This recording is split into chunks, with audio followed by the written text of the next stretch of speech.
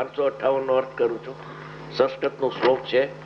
હું સંસ્કૃત ભણેલો નથી એટલે વાંચું તો ક્યાંક દોષ આવી જાય એટલે વાંચતો નથી. અર્થ કરું છું.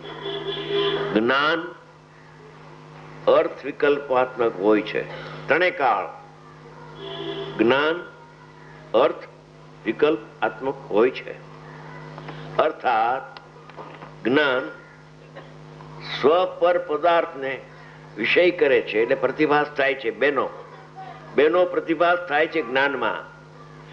પ્રતિભાસમાં આવશો તો જ્ઞાનમાં આવી જશો અને સ્વ પર બેને જાણે છે તો જ્ઞેય સન્મુખ થઈ જશો.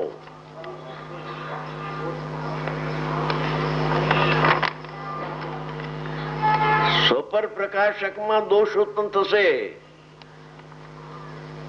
સ્વપર પ્રતિભાસમાં અપેક્ષિત ગુણ પ્રગટ થશે અને નિરપેક્ષ અનુભવ થઈ જશે.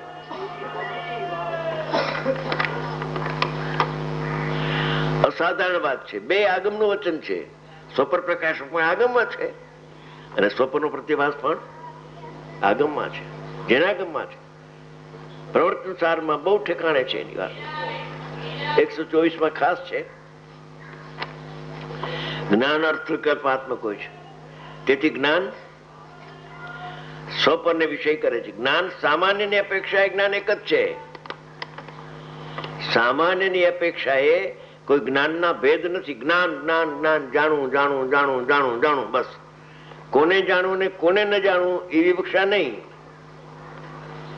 વિવક્ષાનો અભાવ એને સામાન્ય કથન કહેવામાં આવે છે. સામાન્યની અપેક્ષાએ જ્ઞાન એક જ છે. કેમ કે અર્થ વિકલ્પણું બધા જ્ઞાનોમાં છે. જયસેન આચાર્ય ભગવાને લખ્યું છે કે 8 જ્ઞાનમાં અર્થ વિકલ્પણું છે. અભવિના જ્ઞાનમાં પણ સ્વપરનો પ્રતિભાસ થાય છે. જ્ઞાયકનો પ્રતિભાસ થાય છે અને રાગાદિનો દેહાનો પ્રતિભાસ થાય છે. બેને જાણે છે એમ ન લેવું. પ્રતિભાસમાં પ્રતિભાસ છે અહીંયા પૂર્ણવિરામ કરી નાખવાનું. પછી કોને જાણે છે એનો આખો આધાર પુરુષાર્થ પર છે. આમાં છે. પરંતુ વિશેષ વિષયોની અપેક્ષાએ એક જ જ્ઞાન. તે જ જ્ઞાનના સામાન્ય જ્ઞાનના બે ભેદ થઈ જાય છે. વિષય ભેદે ભેદ છે. એક જ્ઞાનની પર્યાયમાં સ્વપરનો પ્રતિભાસ તો થાય છે. હવે કોઈ એક જ્ઞાનમાં સ્વપરના પ્રતિભાસમાં જ્ઞાયકના પ્રતિભાસ તરફ જ્ઞાન વળી જાય છે તો સમ્યક જ્ઞાન થઈ જાય છે. અને પરના પ્રતિભાસ તરફ વળે છે તો મિથ્યા જ્ઞાન થઈ જાય છે. કોઈ એને કરતું નથી પણ જ્ઞાન આખું કન્વર્ટ થઈ જાય છે.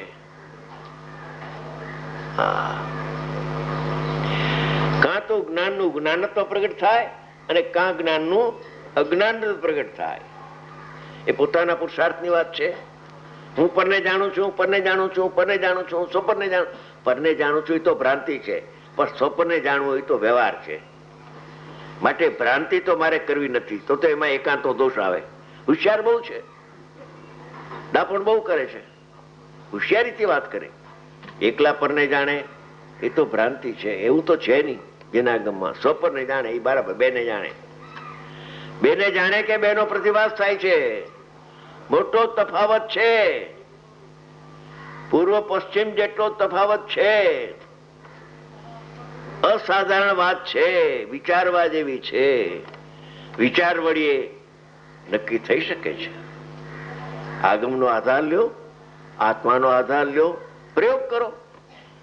એમાં વાંધો નહીં. પ્રયોગ કરો. સ્વને જાણે છે, પરને જાણે છે. સ્વને જાણે છે, પરને જાણે. સ્વને જાણે છે નિશ્ચય, પરને જાણે તે વ્યવહાર. પણ જાણવું રાખ્યું ને પરનું. શું કહ્યું? જાણવું રાખ્યું. નિશ્ચયથી સ્વને જાણે જ્ઞાન એ વ્યવહારે પરને જાણે. આગળનું વચન છે. હા, થઈ ગયું સ્વપર પ્રકાશક. અરે ભાઈ, નિશ્ચયથી સ્વ જાણે પરને વ્યવહારે પરને જાણે એ હવે તું થોડીક વાર ગૌણ કરી દે. અત્યારે બહુ ચર્ચાનો વિષય ચાલે છે એટલે ખુલાસો કરવાની બહુ જરૂર છે. અમારી ઉંમર થઈ ગઈ, કાલ સવારે આંખ વિચાઈ જશે. વિચાર આવ્યો કે અત્યારે આ વ્યવહારના પક્ષમાં જીવ ચડી ગયા છે. સ્વપર પ્રકાશકની ચર્ચા કરવાની પણ બંધી કરે છે. ત્યાં સુધીનો વિષય આવી ગયો છે, હદ બાર. કેટલી જોખમી છે તત્વને દબાવવા માટેની. અમે કોઈથી દબાવવાના નથી.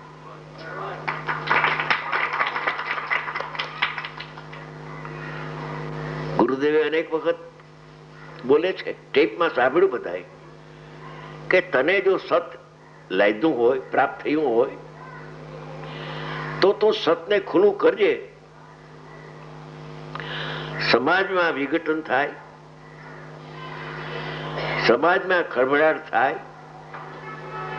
સમાજમાં ભાગલા પડી જાય, એની દરકાર કરીશ. સતને દાંડી પેટીને કહેજે કે જ્ઞાન આત્માને જાણે છે, પરને જાણતું જ નથી. અશક્ય છે. અશક્યમાં કથનચિત લાગુ ન પડે. શું કહ્યું અજમેરાભાઈ? સ્વભાવમાં કથનચિત લાગુ નથી પડતું. જ્ઞાનનો સ્વભાવ જેનું જ્ઞાન છે એને જ જાણે છે, જેનું જ્ઞાન નથી એને જાણતું નથી. ભાઈ,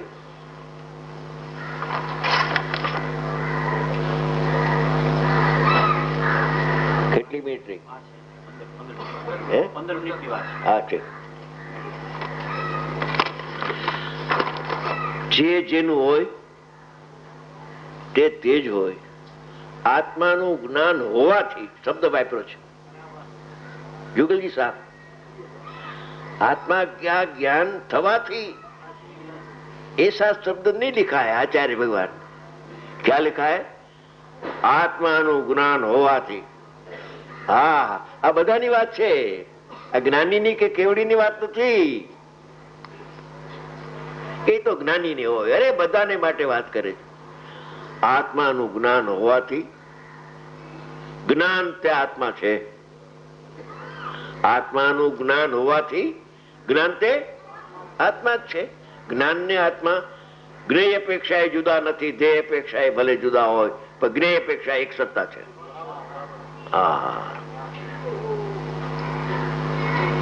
આત્માનું જ્ઞાન હોવાથી જ્ઞાન તે આત્મા જ છે.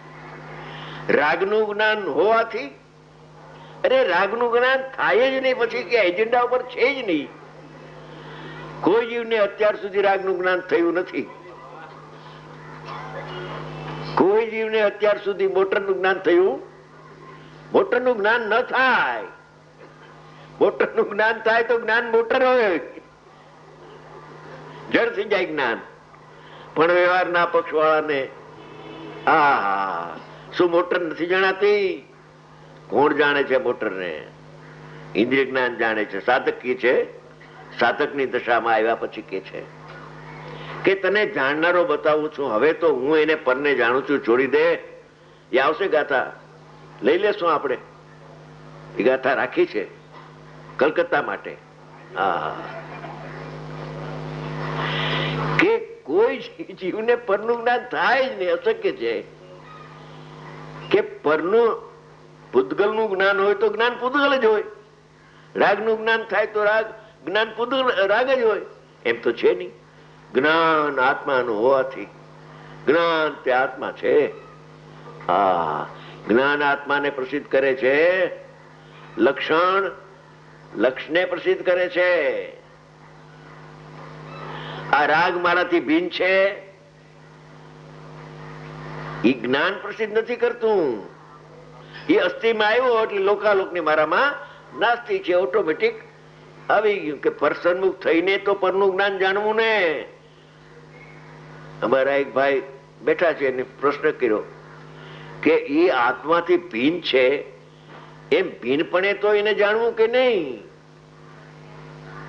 આ બેઠા છે અહીંયા શાંતિભાઈ, એને પ્રશ્ન કર્યો, પણ તમે ભિન્નપણે પણ કેને જાણવા ગયા? એમાં આત્મા જાણવામાં આવ્યો કે ના? એમાં તો આવતો તો નથી હો, તો છે શું? કોઈ જાણતો જ નથી ભાઈ, રહેવા દો. હા, એ તો અસ્થિમાં નાસ્તિ આવી જાય છે. ત્યારે આત્મા આત્માને જાણે છે તો આખો લોકાલોકની મારામાં નાસ્તિ છે. નાસ્તિનું જ્ઞાન અસ્થિના જ્ઞાનમાં આવી જાય છે. નાસ્તિની સન્મુખ થવું નથી પડતું. જે આત્મામાં નથી એ નથીને સિદ્ધ કરવા માટે જ્ઞાનનો ઉપયોગ ત્યાં મૂકવો પડતો નથી. ચંદુભાઈ, તમારા ઘરમાં તમે દાખલ થયા તો આ ઘર મારું, બાકી આજુબાજુના ઘર મારા નથી. આવી ગયું કે નહીં? કે અહીંયા જઈને કહો ભાઈ જો આ તમારું ઘર છે, મારું નથી, આ ઘર તમારું છે, મારું એમ કહેવા જાઓ તમે? પ્રશ્ન જ નથી. જ્યાં આત્મામાં આત્મબુદ્ધિ થઈ ત્યાં પરમાત્મા બધી છૂટી જાય છે. એ પરનું જ્ઞાન થયું કહેવામાં આવે છે. પરની સન્મુખ ન થવું પડે, એ જ્ઞાન જ નથી. પર સન્મુખ થાય અને જાણે એને ભગવાન જ્ઞાન કહેતા નથી, તો ઇન્દ્રિય જ્ઞાન અજ્ઞાન છે. હવે કે છે કે અપેક્ષા એ તે જ જ્ઞાનના બે ભેદ થઈ જાય છે. સ્વપરનો પ્રતિભાસ થાય છે તો કોઈ લાયક પ્રાણી છે એને બે પ્રકારના પ્રતિભાસ થાય છે, સ્વ ને પર. તો કોઈ પાત્ર જીવ કાળ પાકી ગયો છે એને જ્ઞાનમાં સ્વસન્મુખ થઈ જાય છે. એ જ્ઞાનમાં નય નથી. જે જ્ઞાન સ્વસન્મુખ થાય છે એમાં નય નથી. નયથી નિર્ણય થાય પણ નયથી અનુભવ થતો નથી. એ જ્ઞાન સ્વસન્મુખ થઈને આત્માને પ્રસિદ્ધ કરે છે તો એનું નામ સમ્યક જ્ઞાન છે. હવે સ્વપ્નનો પ્રતિભાસ થાય છે માટે એક ન્યાય એવો છે કે જેનો પ્રતિભાસ થાય એને જાણે. સ્વપ્ન પ્રકાશકમાં ખતવવા માટેનો એક આ તર્ક છે દુનિયાનો. એની વાત છે. સ્વપ્નનો પ્રતિભાસ થાય છે એટલે પરનો પ્રતિભાસ થાય છે એટલે પરને જાણવું તો અનિવાર્ય થઈ ગયું. જો પ્રતિભાસ ન થાય તો હું ન જાણું, પણ પ્રતિભાસ થાય છે અને ન જાણવું એક પ્રશ્ન છે સમાજનો. સૂક્ષ્મ તો છે. બાલચંદજી ભાઈ રૂબરૂ આવશો ત્યારે વધારે કરશો વાત, પણ સમજવા જેવી વાત છે આ. કપૂરચંદજી બધા આવી ગયા છે. જિજ્ઞાસુજીઓ જ્યાં આવો મોકો હોય આવી જાય. કે અનિવાર્ય નથી. સ્વપરનો પ્રતિભાસ થાય રાગનો એટલે રાગનું લક્ષ્ય કરવું જ પડે એવું કોઈ ફરજ નથી, કોઈ અનિવાર્ય નથી. અને જ્ઞાયકનો પ્રતિભાસ થાય માટે જ્ઞાયકને જાણવું જ જોઈએ એવો પ્રતિબંધ નથી. પ્રતિભાસ થાય માટે જાણવું જ જોઈએ ને જાણે જ એવો કોઈ નિયમ રહેતો નથી. પ્રતિભાસ થાય છે પણ એનો ઉપયોગ ક્યાં જાય છે? સ્વસન્મુખ થાય છે કે પરસન્મુખ? એના પર આધાર છે. કે જાણનારો જણાય છે, મને પર જણાતો નથી. નિષેધ કરે છે પરને જાણવાનો. તો સ્વપર પ્રકાશકમાં સ્વને નિશ્ચયથી જાણે ને વ્યવહારે પરને જાણે. એમાં નિષેધ કરે ત્યારે તો હજી સ્વનો પક્ષ આવે.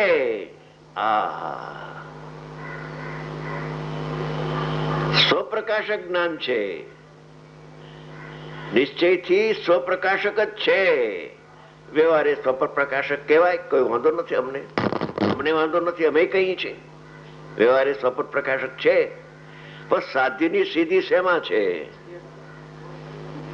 અહીંયા તો અનુભવ કેમ થાય એની ચર્ચા ચાલે છે. વિદ્વાન નથી થવું આપણે, આત્માના દર્શન કરવા છે બસ. આત્માના દર્શન વિના રખડે છે. અનંતકાળ ગયો. જ્ઞાનનો સ્વભાવ જ પ્રગટ થતું જ્ઞાન, એમાં એ જ્ઞાન આત્માને જાણે છે ને આત્મા એમાં જણાય છે એવું ફંક્શન ચાલુ છે. શું કહ્યું? કે ફંક્શન ચાલુ છે બાળગોપાળ સૌને, પણ એનું લક્ષ્ય અહીં જતું નથી, એટલે પ્રત્યક્ષ દર્શન થતા નથી. હા, જણાઈ રહ્યો છે, જણાઈ રહ્યો છે ને જાણને. હવે નથી જણાતું એને ક્યાંથી તું જાણીશ? શું કહ્યું? કોઈ કાળે તારા જ્ઞાનમાં પર નહીં જણાય. જે નથી જણાતું